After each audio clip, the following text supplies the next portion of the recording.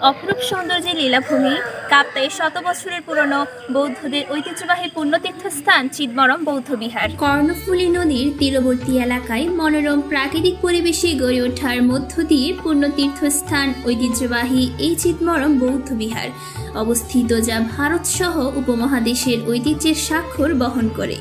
স্থানীয় সংশ্লিষ্ট সূত্র হতে জানা যায়, কাপ্তাইয়ের উমং চৌধুরীর পিতামহ চন্দ্র চৌধুরী 1905 সালে প্রথম বৌদ্ধবিহারটি প্রতিষ্ঠা করেন। তবে 1927 সালে একজন বৌদ্ধ ধর্মাবলম্বী বর্মী নাগরিক চিদমরম এলাকায় এসে বসবাস করতে থাকেন। সেই ব্যক্তিটি নিজ অর্থ ব্যয় করে তখন বার্মা থেকে কাঠসহ বিভিন্ন নির্মাণ সামগ্রী এনে নানা কারুকার্যের সমন্বয় ঘটিয়ে ও নির্মাণ শিল্পী এনে বৌদ্ধবিহারের শৈল্পিক রূপ দান করার মধ্য দিয়ে ঐতিহ্যবাহী বৌদ্ধবিহারটি পূর্ণতা লাভ করে। মনে হয় এটি যেন কাঠের তৈরি চীনা সংস্কৃতির অপরূপ একটি নিদর্শন। প্রাকৃতিক সৌন্দর্যে ঘেরা চিদমরম এলাকায় গড়ে ওঠা সম্পূর্ণ কাঠের তৈরি বৌদ্ধবিহারটি দেখলে মনে হয় যেন চীনা সংস্কৃতির অপরূপ নিদর্শন। মূলত এই বিহারটি 1852 সালে প্রতিষ্ঠিত করা হয়।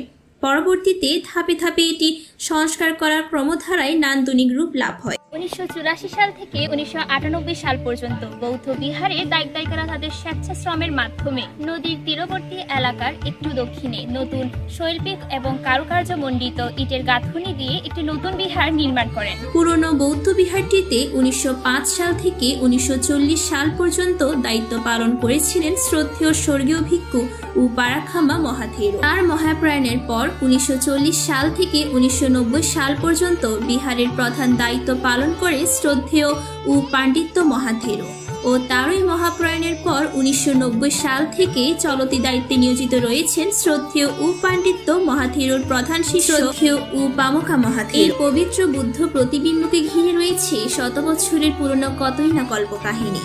বহুকাল হতে মানুষের মনস্কামনা পরিপূরণে দর্শন লাভের প্রত্যাশা বা পূজার জন্য উৎসুক এই সত্যবুদ্ধ প্রতিবিম্বটি। মূলত এই বিহারটি পূজিত সত্যবুদ্ধের অনন্য গুণাবলী ও জনবিশ্বাসের কারণেই অধিক সুপ্রসিদ্ধ।